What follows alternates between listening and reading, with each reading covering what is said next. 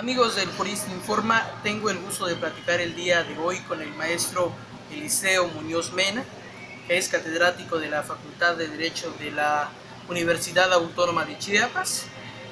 También es escritor, ha escrito infinidad de ensayos y bueno, en esta ocasión vamos a platicar acerca de su libro, Principios Rectores de los Derechos Humanos y sus Garantías. Maestro, es un gusto platicar con usted. Muy bien, Gerardo. Muchas gracias. Nosotros somos los agradecidos de que haya aceptado platicar con nosotros el día de hoy acerca de este libro. Maestro, ¿cómo surge este libro? Platícanos todo el entorno. ¿Cómo surge el libro? Es una pregunta muy interesante. Realmente yo llevo aproximadamente 3 años trabajando en la Facultad de Derecho con la materia de Derechos Humanos y Garantías. Y recuerdo que en alguna ocasión un alumno me sugiere o me pregunta que yo le recomendara alguna constitución política comentada, etcétera, etcétera. Y finalmente de ahí surge la idea de empezar a realizar un material que por supuesto me sirva de base para impartir la cátedra de Derechos Humanos y de Garantías en la Facultad de Derecho. Ahora bien, es indudable que la Constitución Política Mexicana tiene 136 artículos, ¿no? Pero la importancia del artículo primero constitucional prácticamente empieza a partir de la reforma del 10 de junio del año 2011 y tomando en consideración que precisamente de un sinnúmero de preceptos constitucionales que fueron reformados o adicionados en esta reforma del 10 de junio del 2011, el artículo cuya trascendencia es extremadamente, me atrevo a decirlo, relevante en materia de procuración e impartición de justicia y sobre todo en materia de derechos humanos es el artículo primero constitucional. De ahí la idea de hacer un material de manera exclusiva, párrafo por párrafo, institución por institución, del artículo primero constitucional. Maestro, este libro es importante porque el artículo primero es novedad para la cuestión jurídica, pero bueno, para los estudiantes de Derecho vemos que también se aborda una parte de los antecedentes de derechos humanos, todas esas cuestiones. ¿Cómo fue el proceso de recopilación de información? Porque me imagino que le llevó mucho tiempo. Claro, te comento que el trabajo de investigación tiene una duración aproximada de 2 años. Son 2 años que le dediqué a este trabajo, prácticamente muchas horas del día, con mucho amor, por supuesto. Ahora, en cuanto a la temática, ¿cómo está estructurado el libro?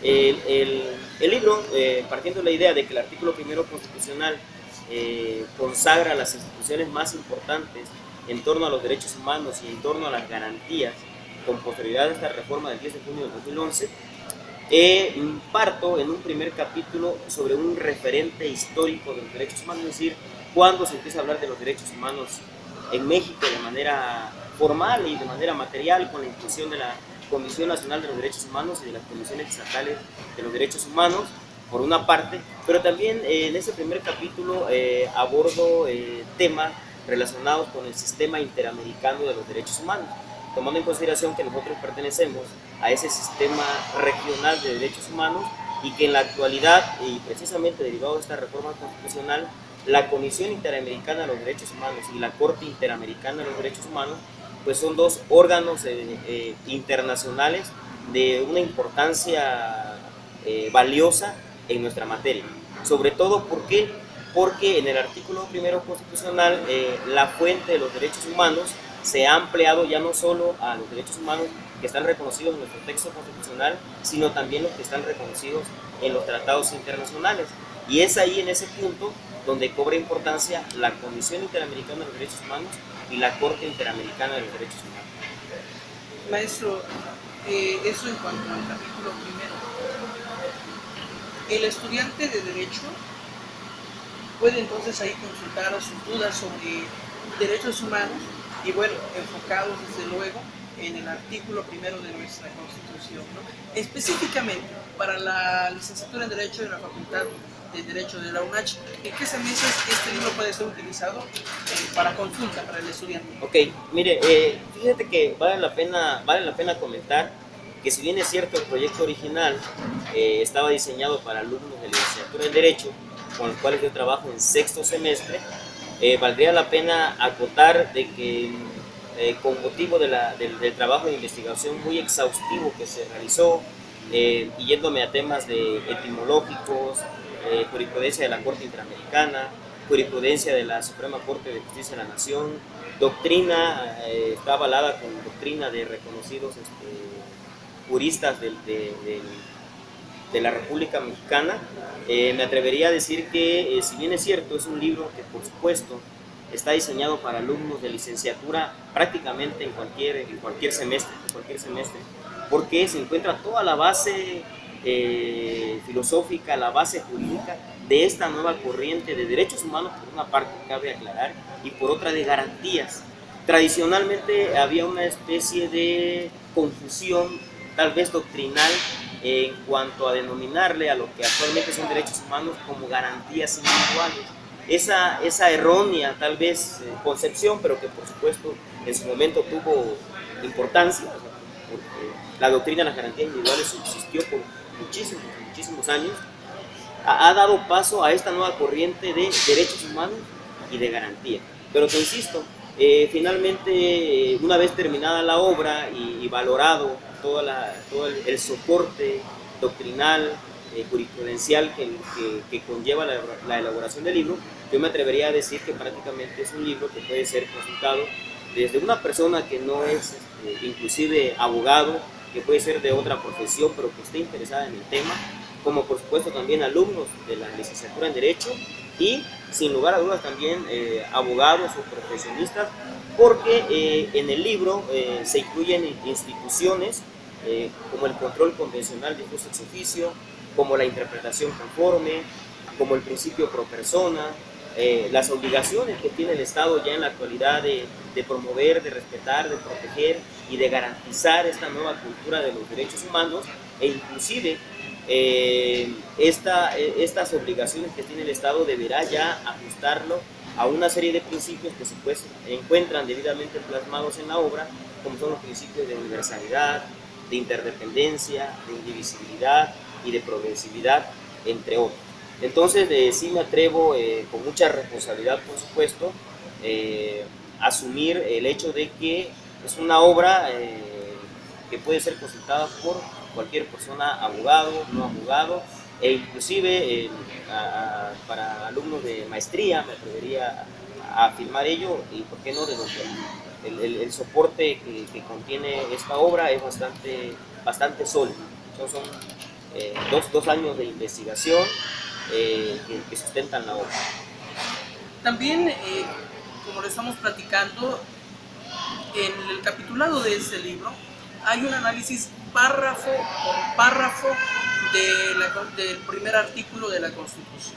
Es decir, la cuestión de los derechos humanos queda muy aperturada, queda muy explicada. Además está muy digerible la explicación que tiene la obra del maestro Muñoz Mena, y que bueno, para cualquier estudiante de Derecho, como él lo mencionaba, y para quien ejerce ya la profesión de abogado, de licenciado en Derecho, es un material muy importante, y bueno, porque tiene bastante tiempo de investigación, de estudio, incluye artículos, incluye opiniones, entonces eso es genial. Maestro, también platíquenos un poquito acerca del capitulado que tiene este libro. Le comentaba, encontramos que está párrafo por párrafo. Así es.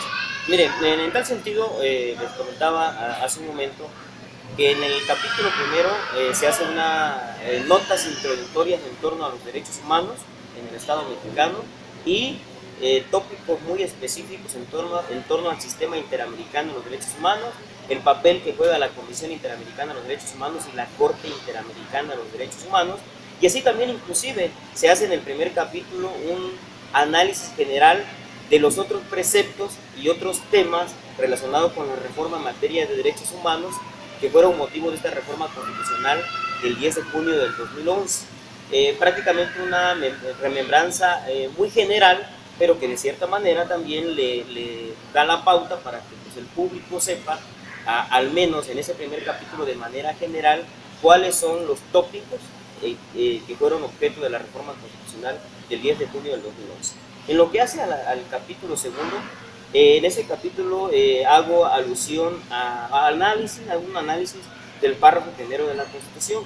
En este párrafo primero de la Constitución, pues propiamente también hablo de ese tránsito que ha habido de garantías individuales a derechos humanos y garantías. Es decir, se establece con mucha perfección la diferencia entre derechos humanos y de garantías individuales. También hacemos un estudio en la obra de algunas formas de interpretación, como el control convencional, difuso, ex oficio, que ya he mencionado, el reconocimiento de los derechos humanos. En este párrafo primero, me estoy abocando a platicar del párrafo primero. También en este párrafo primero hago un análisis, por ejemplo, de una institución que se me hace muy importante para el sistema jurídico mexicano, e inclusive lo afirmo así en la obra, peligrosa para el sistema jurídico, que se denomina restricción expresa. Que en pocas palabras, la restricción expresa no es otra cosa que una institución que consiste en que, aunque dentro del texto constitucional haya un precepto de la misma que consagre una institución que pudiera ser violatoria de derechos humanos, y pese a que se amplía la cobertura a tratados internacionales, se debe presumir de la constitucionalidad del propio texto constitucional, valga la expresión, de tal manera que, pese a que esa institución, como por ejemplo el arraigo, pudiera ser violatoria de derechos humanos o de tratados internacionales como la Convención Americana sobre Derechos Humanos, tenemos que ajustarnos al texto constitucional. Sí, es una institución, digamos que es la parte, desde mi punto de vista, la parte negativa de la reforma constitucional en lo que hace al párrafo primero. También abordamos finalmente en el párrafo primero el tópico relacionado con la suspensión de derechos humanos y de garantías que prevé el artículo 29 de la Constitución Política. Si me lo permites, continúo brevemente con el párrafo segundo. En lo que hace al capítulo tercero, abordo tópicos sobre el párrafo segundo, y en este párrafo segundo hacemos un estudio minucioso de, ahí sí ya de manera muy estricta, control convencional difuso ex oficio, interpretación conforme y principio pro persona, como instituciones que nacen de ese párrafo segundo. En lo que hace al párrafo tercero, este párrafo tercero nosotros lo encontramos en el capítulo cuarto. Este párrafo tercero también es muy importante porque ahí se establecen de manera general que todas las autoridades, en el ámbito de sus competencias, y cuando hablamos de todas las autoridades nos referimos a las del Ejecutivo, a las del Legislativo y a las del Poder Judicial, y llámese de la Federación, de los estados y de los municipios. Por lo tanto, esa obligación es bastante amplia. Son prácticamente cualquier ente o cualquier órgano del Estado está obligado a dar cumplimiento a esos parámetros de promoción, de respeto, de garantía y de promoción de los derechos humanos, de sujetarse, lo he comentado, a los principios de universalidad, de interdependencia, de indivisibilidad y progresividad.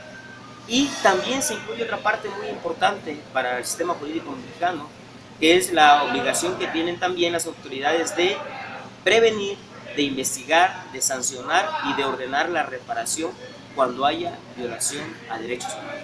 Y finalmente, ya para concluir con esta parte que tiene que ver con el capitulado, es importante mencionar también que el último capítulo versa sobre un estudio de los párrafos cuarto y quinto del artículo primero de la Constitución Política Mexicana, dentro de los cuales cabe destacar los temas de no discriminación.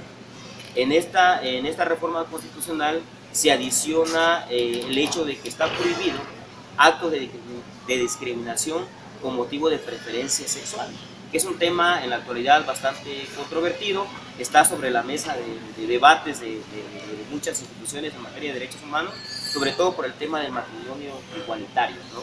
Que finalmente esa institución de matrimonio igualitario se viene a reforzar con esa reforma al párrafo cuarto del artículo primero de la Constitución Política Mexicana. Maestro, la reforma del 2011 tiene una raíz muy importante, ¿no? El caso Rosendo Radilla. Entonces, este caso también muy estudiado y que bueno, tiene como conclusión esta reforma del 2011 y que bueno, que viene a incluir gran parte viene a reconocer los derechos humanos. Se cambia el término. ¿Qué tanta importancia hay en que se haya cambiado el término de las garantías individuales a los derechos humanos y sus garantías? Ok, mire, la verdad que la pregunta que realiza es bastante importante y qué bueno que la realiza, ¿no? Fíjese que es dable comentar, la reforma es del 10 de junio del 2011. No obstante, es importante precisar que de cierta manera el antecedente o las bases de esta reforma constitucional del 10 de junio del 2011 es precisamente la sentencia que emite la Corte Interamericana de los Derechos Humanos en el caso Rosendo Radilla Pacheco versus Estados Unidos Mexicano.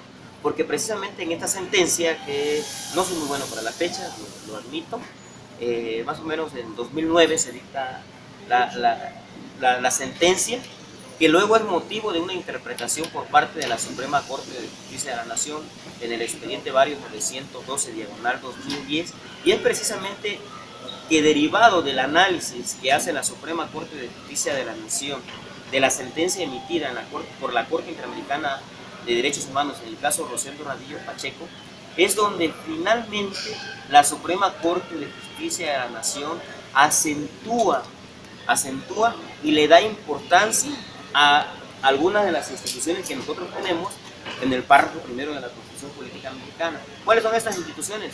El control convencional difuso ex oficio, que no es otra cosa que la obligación que tienen todas las autoridades jurisdiccionales, formal y materialmente hablando, de no aplicar una disposición de nuestro derecho interno cuando adviertan que esa disposición es contraria a tratados internacionales. También se acentúa en esta resolución de la Corte Interamericana de los Derechos Humanos la interpretación conforme y el principio pro persona.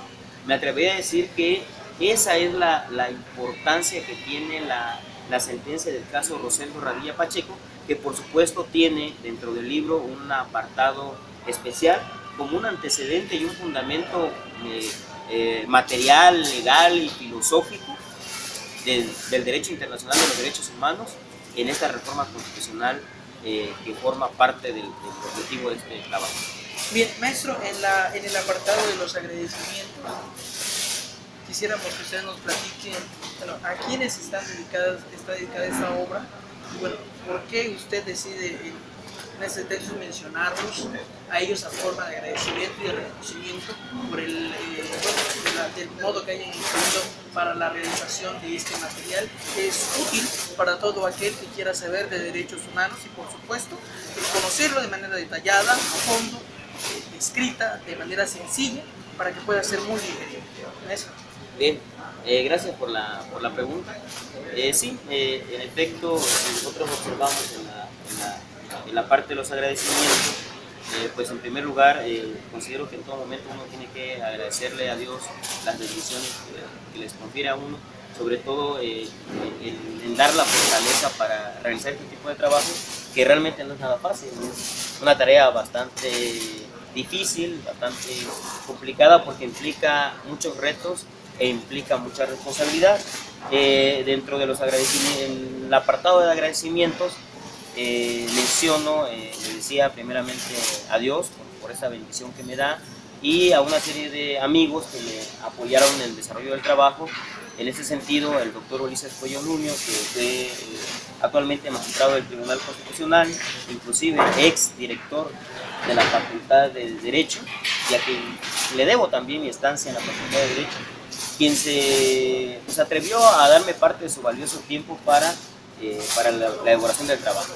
Al doctor Faustino Guerrero Posadas, también un amigo personal, a mi hermana Reina Muñoz Mena, y por último, si me lo permite, pues me gustaría mencionar también que en la parte de la dedicatoria, pues indudablemente que este libro se lo dedico de todo corazón a 3 personas que ya no se encuentran conmigo, pero que en su momento jugaron un papel muy importante en mi vida, que es mi señora madre, mi padre y mi abuelo, quien fue quien me dio la crianza. Pues eso es todo.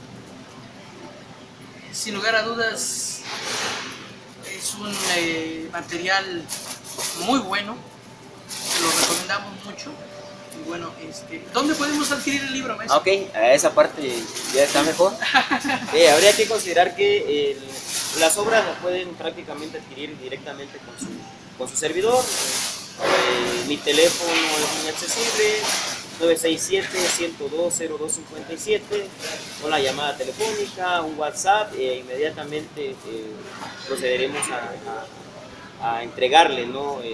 El libro tiene un costo de 270 pesos, que la editorial ha decidido establecer el costo, ¿no? Inclusive cabe precisar que el libro tiene cobertura en toda la República Mexicana. No obstante, en el estado de Chiapas pues, parece ser que su servidor sería el único distribuidor de la obra. Bien, pues adquiera el libro. Queremos agradecer a esta Plaza Esquina San Agustín por permitirnos grabar dentro de sus instalaciones, y bueno, también agradecerle, maestro Eliseo Muñoz, por esta oportunidad de poder platicar a través de las cámaras del Jurista Informa, y bueno, poder presentarle a la comunidad universitaria estos textos que se producen en casa y que tienen una calidad extraordinaria en el contenido, y bueno, son motivo de orgullo, ¿no? Y debo comentar que también es el motivo de orgullo personal, puesto que somos del mismo municipio de Tacuarembó, una tierra hermosa. Agradecerles a todos los que nos ven a través del Jurista Informa. Es un gusto, bueno, poder platicar nuevamente con el maestro Eliseo. Ya lo habíamos hecho en otras ocasiones. Sigan el trabajo que se está realizando en este medio informativo, y bueno, seguimos a sus órdenes. Gerardo Hernández, el Jurista Informa.